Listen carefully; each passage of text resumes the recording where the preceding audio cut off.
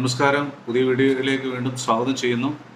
കഴിഞ്ഞ ദിവസം ഞാൻ ഡൽഹിയിലെ രജീന്ദ്ര നഗറിലെ IAS കോച്ചിങ് സെൻ്ററിലുണ്ടായ വെള്ളക്കെട്ടും അതിനെ തുടർന്ന് 3 പേരെ മരിച്ചതിനെക്കുറിച്ചൊക്കെയുള്ള ഒരു വീഡിയോ ചെയ്തിരുന്നല്ലോ.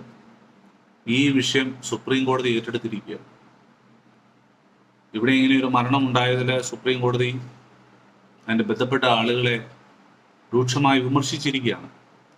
പരീക്ഷാ കേന്ദ്രങ്ങൾ മരണത്തിൻ്റെ അറവുകളോ എന്നാണ് അവർ ചോദിച്ചിരിക്കുന്നത്.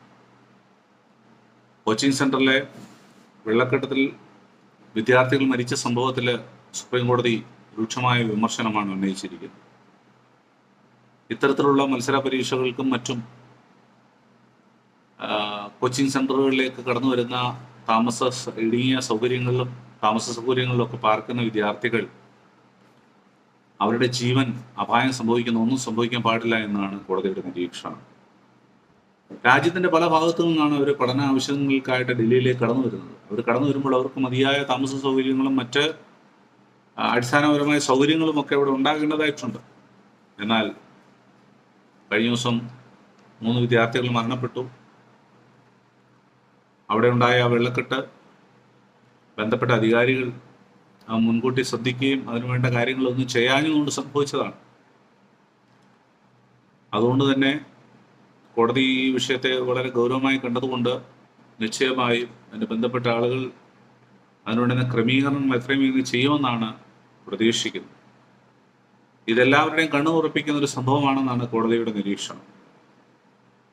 അതുകൊണ്ട് ഡൽഹി സർക്കാരും കേന്ദ്ര സർക്കാരും എല്ലാം ഈ വിഷയത്തിൽ ഫലപ്രദമായ നടപടികൾ സ്വീകരിക്കണമെന്ന് കോടതി ആവശ്യപ്പെട്ടിരിക്കുകയാണ്.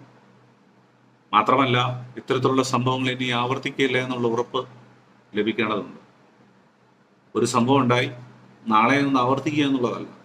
എവിടെയൊക്കെ അടിസ്ഥാനപരമായ സൗകര്യ അപര്യാപ്തതകളുണ്ടോ അതെല്ലാം മാറ്റി എത്രയും വേഗം തന്നെ ആ കാര്യങ്ങൾക്ക് വേണ്ടുന്ന നീക്കുപോക്കുകൾ ഉണ്ടാക്കണം. കുട്ടികളുടെ മേൽ അമിത ഭാരമൊന്നും ഉണ്ടാക്കാൻ പാടില്ല. നിങ്ങൾ റിനോവേഷൻ്റെ വർക്കുകൾ കാര്യങ്ങളൊക്കെ എന്താണെന്ന് വെച്ച് ചെയ്തു, പക്ഷേ അതെല്ലാം കൂടെ വിദ്യാർത്ഥികളിൽ നിന്ന് ഈടാക്കി ചെയ്യുന്ന സമീപനം അത് യോഗ്യമായ ഒരു കാര്യമായിട്ട് തോന്നുന്നില്ല.